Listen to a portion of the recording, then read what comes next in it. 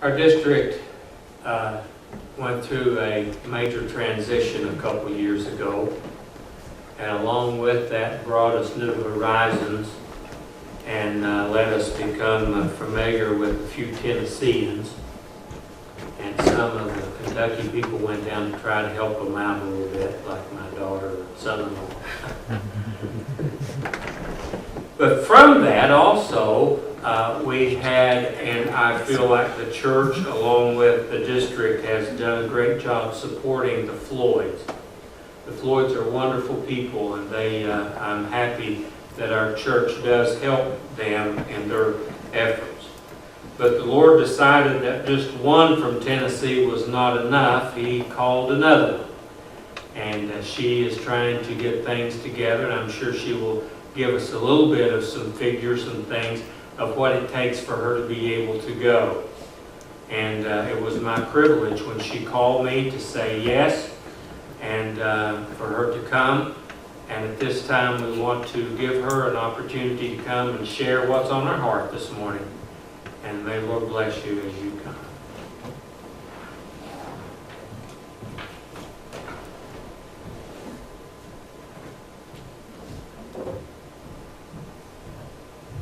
Well, good morning, everybody. Thank you, Pastor Ron. I'm excited to be here with you guys this morning. Like Pastor Ron said, my name is Robin Crowell. Know him. Happens all the time. Don't worry about it. You're fine. Happens all the time. But my name is Robin Crowell, and I'm originally from around Nashville, Tennessee. And I'm a Global Partners missionary to the country of Zambia. And I'm excited to be here with you guys this morning. So there's a pastor that said one time, he announced to his congregation a board meeting. He said, everybody, there'd be more board meeting after service. So after the service, all the board members gathered in the back for this anticipated board meeting that they were going to have. There seemed to be a stranger in their midst, somebody that, didn't seem to need to be there. But he was a visitor to the church. So the pastor walked up to him, introduced himself. He said, "My friend, didn't you understand that this was a meeting of the board? What are you doing here?" And he said, "Oh, yes, absolutely, Pastor. I totally understand. And after that sermon, I'm about as bored as you can get." So I sure hope that you won't be as bored as this poor man. I'll try not to let that happen. So I'm going to Zambia. And you might be thinking to yourself, "Where's Zambia?"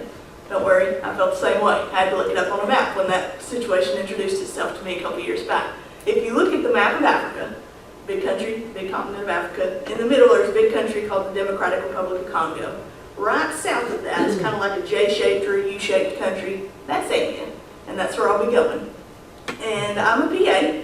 I went to PA school graduated a couple years back actually, in 2013.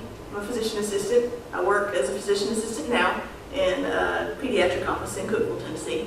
And for those of you that aren't quite familiar with the term PA or physician assistant, it's very similar to a nurse practitioner.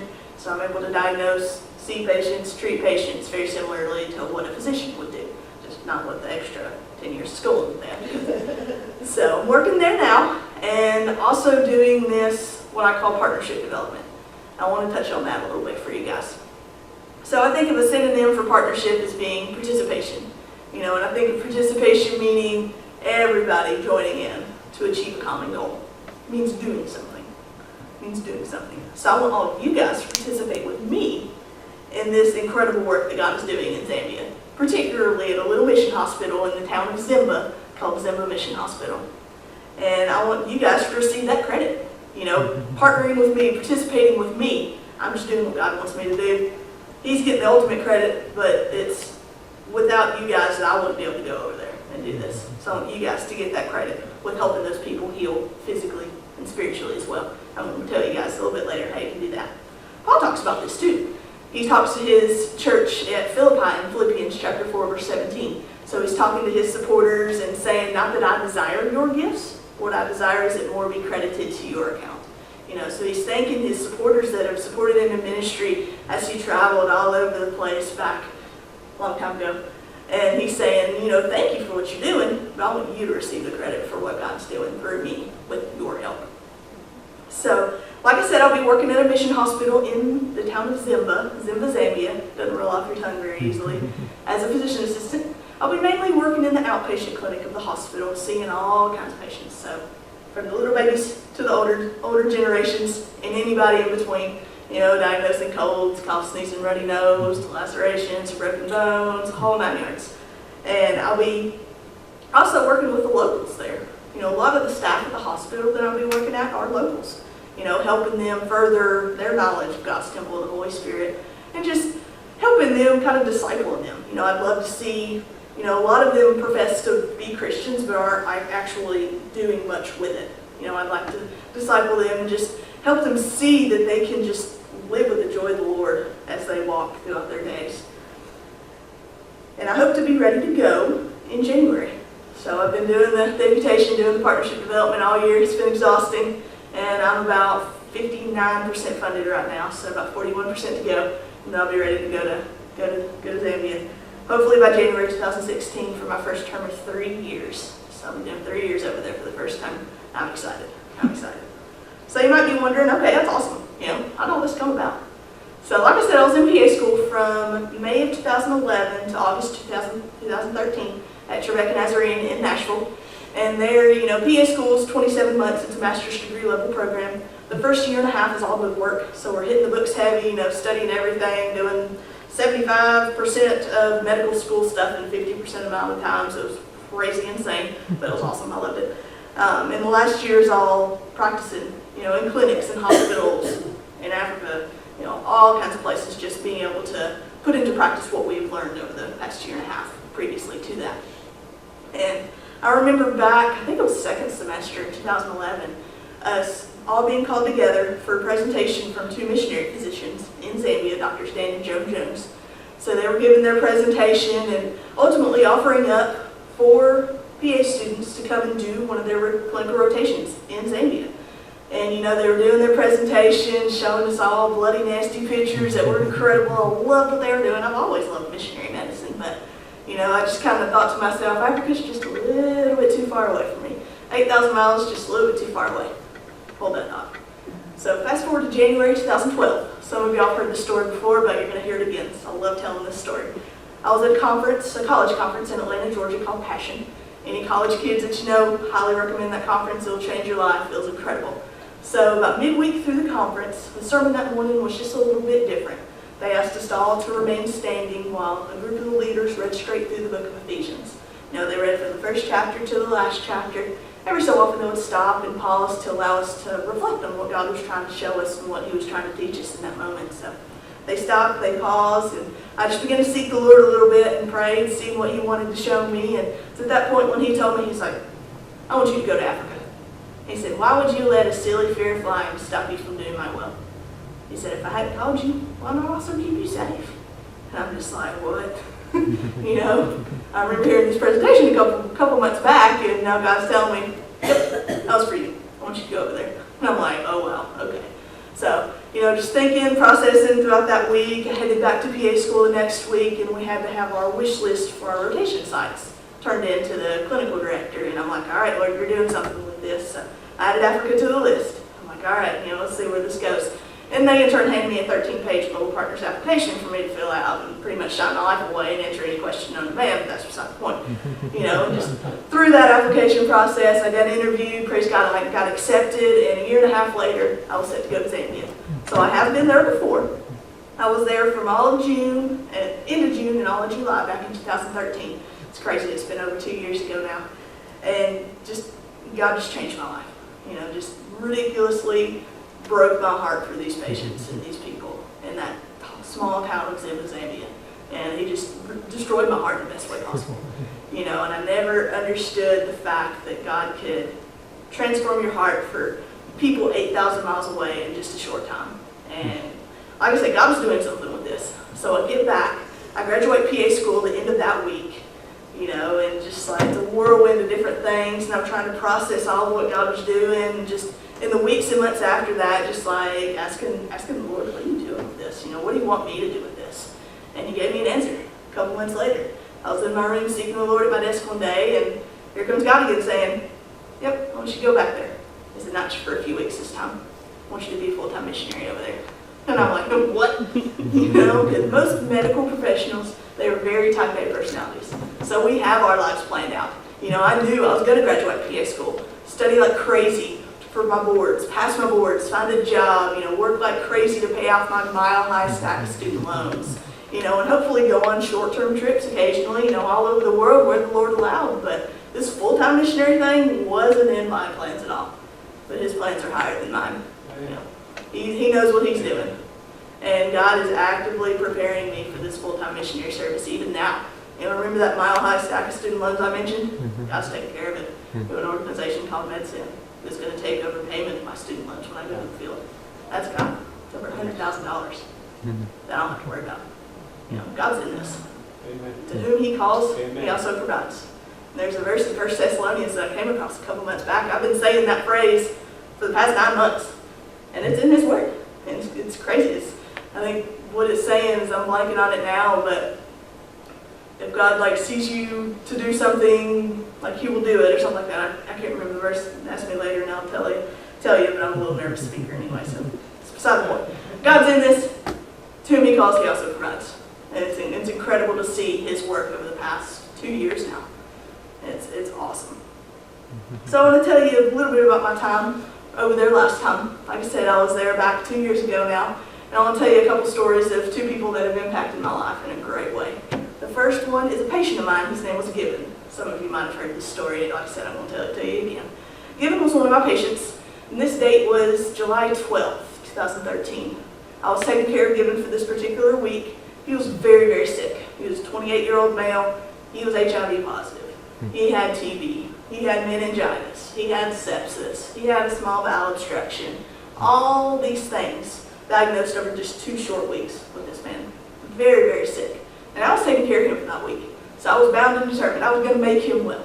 So I was giving him antibiotics. I was giving him steroids. I was giving him fluids after fluids after fluids, just trying to combat all these illnesses that just seemed to keep coming. And all the while praying, God heal him. Take this pain away from him. Take these diseases away from him. Give me some type of ounce of knowledge to know what to do to help this man. And I believe that God was hearing these prayers, but he just kind of kept circling the drain. Not really getting any better. So that particular Friday afternoon, I finish up my stuff in the outpatient clinic. I go to check on Gibbon before the weekend, just to see how he's doing, and I give him an extra bolus of fluids just to get his blood pressure to respond a little bit. Went too far. He's now got fluid on his lungs. We call it fluid overload. So we get him stabilized a little bit. I take a step back and just walk over to the nurse's station. I throw myself into one of the chairs there and just begin to realize that Gibbon only has a few more days left on this earth. And I'm frustrated in the fact that I feel like I've accelerated that, but I didn't have anything that I knew to do to make him well. And I was just frustrated and upset, and just at that point began to break down a little bit emotionally. So fast forward 5 days later, July 17th, 2013. So in the morning, we were walking up the sidewalk to the mail ward to check on all the patients, particularly on Gibbon, and I see through Gibbon's window a blue privacy curtain set up around his bed. Only one conclusion comes to mind, and he's passed away. So we're walking and I'm praying, I'm just thinking, God, how am I supposed to hold myself together? How am I supposed to hold myself together as the medical professional taking care of him? Well, I could barely hold myself together when he was still alive. And how am I supposed to be that comfort and to be that strength for his precious mama, who has been by his side from day one. Miss Edith has been there, taking care of him, making sure he had everything he needed. How am I supposed to hold myself together and explain to her what just happened? When we're walking and I'm praying, I'm just like, God, help me. Just give me some type of strength to be that comfort and to answer all Miss Edith's questions that I know she's going to have. So we're walking, and I walk into the mail ward. I peek in between the curtains, see Gibbon, see a lot of his family members preparing his body, because a lot of the family has to take those roles in the hospital in Zambia. I see his grandfather closing his mouth, and I see his mama. She's just throwing herself on the next bed. She buries her head in between her knees. So I sit down beside her, wrap my arm around her, just begin to comfort her. Answer her questions. Not a whole lot of words were said in that moment, but God gave me the strength that I needed right there. Didn't shed one single tear. And I give that glory to God. And I'm reminded now of Psalm 46:1. It states that God is our refuge and strength, an ever-present help in trouble. And he was right there with me that day. And I'll never forget Gibbon, because he was so sick and he was so young that I can't help but wonder, how much his life would have been different if he only knew, why he was taking all these medicines every day, and what he had and what he could do to help him. I believe that if he had that appropriate counseling about what all was going on, he would have lived longer. And that's what my role as a PA, I'm just proud to say that I can be that for those people down there. Because if there's not people giving that appropriate counseling, there'll be a whole lot more patients like given. And I'm excited to go down there to be able to spend that time with those patients to really explain to them what's going on with their bodies. And I'm excited to partner with you guys in helping me do that. I want to tell you about Charity. Charity was my interpreter when I was down there like a couple years ago. She was incredible. So this particular day was a Sunday afternoon, July 21st, I believe. It was my last day in Zimba before we headed out to the capital city to spend the last week before we flew home. And I was hanging out at the mission compound across from the hospital with Dr. Joe, one of my preceptors, who's kind of like my supervising physician. We were just hanging out, cooking dinner. We had some meat that we wanted to grill, so we were trying to figure out how to get this grill working without exploding the house, which we almost did. It was kind of funny. But anyway, so we're thinking about how to cook this meat, and in walks Charity through the compound gates. And I'm super surprised to see her because she walks an hour one way to the hospital Monday through Friday to be there by my side. And we have a 2-hour lunch, so she walks home at lunch, so she's walking like 4 hours a day in total. And this was a Sunday afternoon. I'm like, Charity, what are you doing here? I'm excited to see you, but why are you here? And she's like, Robin, I have something for you. I have something for you. I want you to open it. So she walks up with this plastic grocery sack, and she hands it to me. She's like, open it. So I open this plastic grocery sack, and she had double bagged it, so I opened up another plastic grocery sack, and inside that was a traditional Zambian bowl that she had purchased for me. Inside that bowl, she wrote me a letter, and I want to read that letter to you guys. She said, Hi, Robin. Just to let you know that you have made my year. It was so nice being with you, and especially joining hands with you and giving hope to the sick. Your stay in Zambia, your attitude towards the patients, and your invaluable patience will forever be a landmark for me in 2013. She said, kindly receive this souvenir to the memory of our time together in Zimba. Love, Charity. So I finished reading the letter, give her a big old hug, and she just continues to go on and on about how much of an impact I have made on her life since I was there. She's like, you've meant so much to me, and I've enjoyed this time with you, and I've learned so much, and you don't need to leave, but if you have to leave, you need to come back real soon and stay longer. And I'm like, Charity, wait, hold up. You have meant so much to me since I've been here. I couldn't speak to 3/4 of these patients without you being that voice to these patients to help them heal and to explain to them what's going on. If you weren't here, I couldn't speak to them, and I couldn't do the work that the Lord has laid on me to do. So, she was being the hands and feet of Jesus at that moment. It wasn't me, it was her. She was giving of her time away from her family, away from her son, to be there, offering up what she had to give in service to our Lord. And it was incredible to see. And I'm excited to see her again here pretty soon. I won't have an interpreter throughout my entire time at the hospital because I'll be learning the language and really absorbing myself into culture. But, she'll be floating around helping the short-term team members help and speak and just being of service, And it's incredible to see, just somebody giving up what little she had to offer and what things the Lord has blessed her with, giving that up to serve our Lord and to help missionaries and to help short-termers just do the work of the Lord. And I'm excited to see her again pretty soon. I'm excited. I emailed her she emailed me a couple months back, just checking in on me and things like that. And I got to tell her finally that I was planning on heading back, and she's like, oh, that's wonderful. I'm excited to see you again. And she's continuing to go on and on like she did before us. She's amazing. She's amazing. So, I'm a single female, young, I'm 27, so you might be wondering, okay, what's your mom think about all this? I've heard that question over and over again. I want to tell you. My mom's complete opposite of me. She can talk to a brick wall if you let her, just constantly going on and on. She'll speak her mind, and she's clearly had to process through a lot of this. She's come a long way though, and I'm going to tell you a story about that.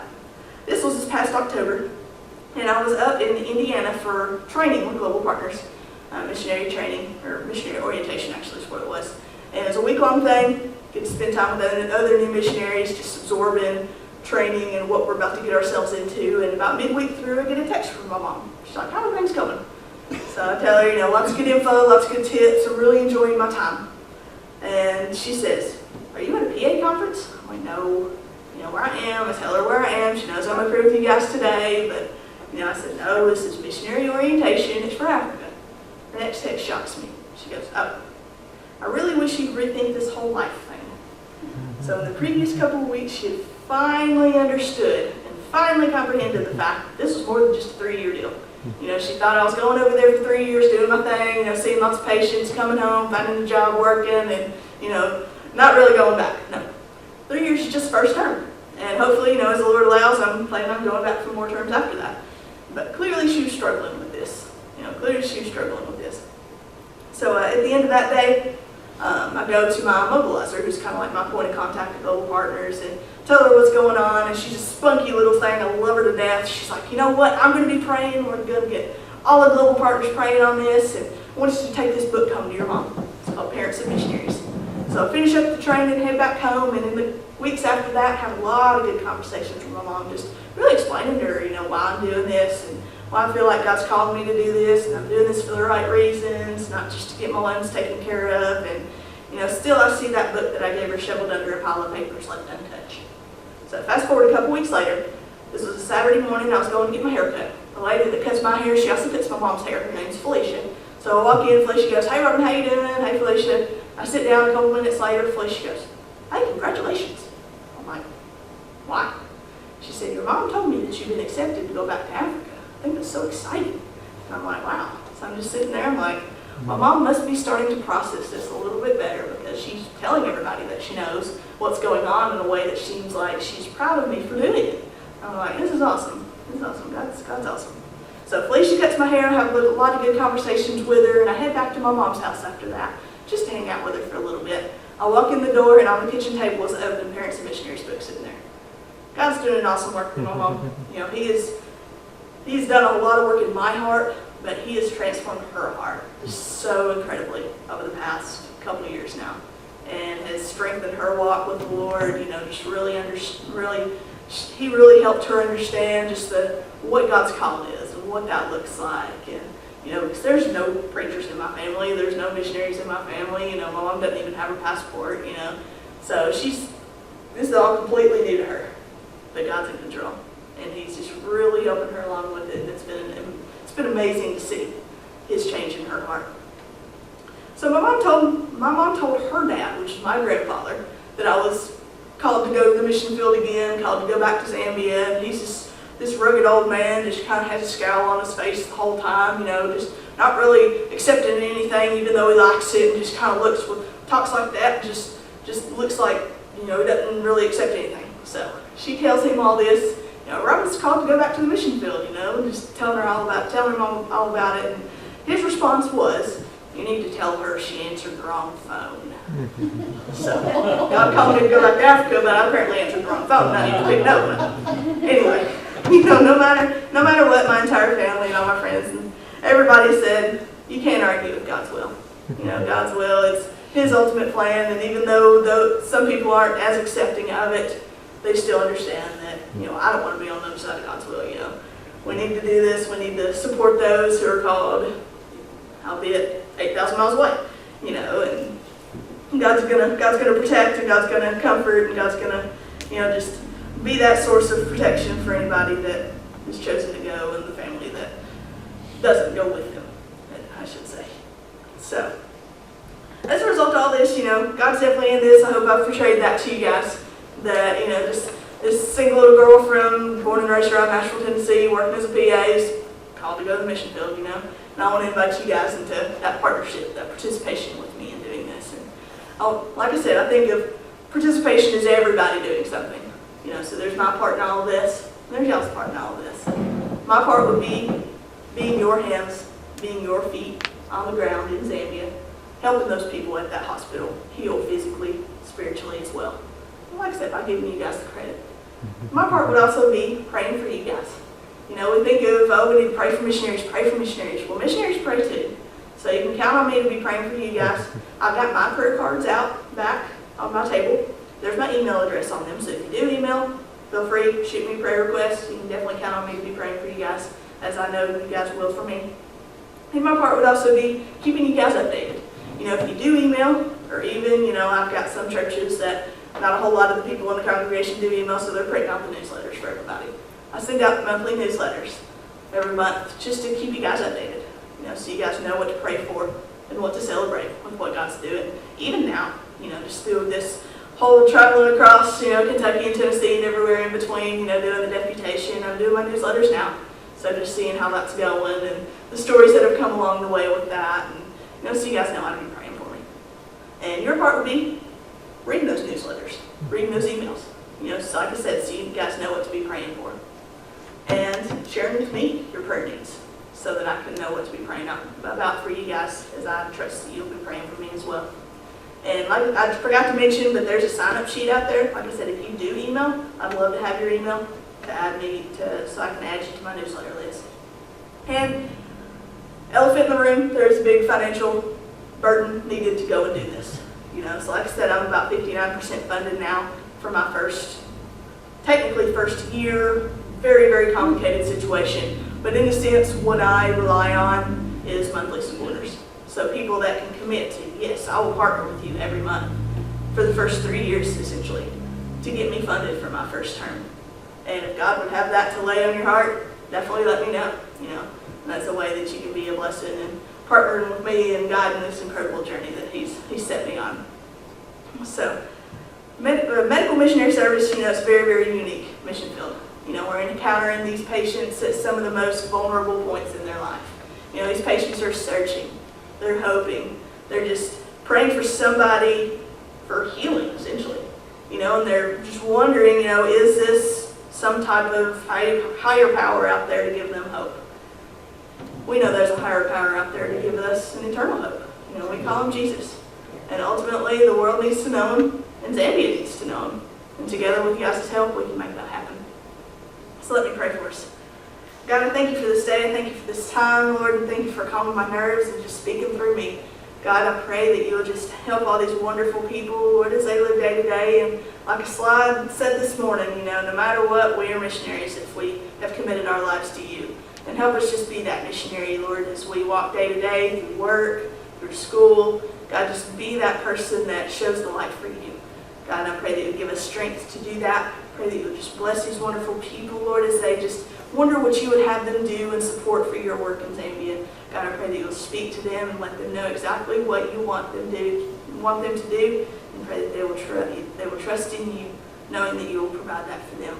God, keep us safe this week. Help us to just glorify you no matter what we say or do. And for all this, we give you the praise. In Jesus' name, amen. Thank you, guys.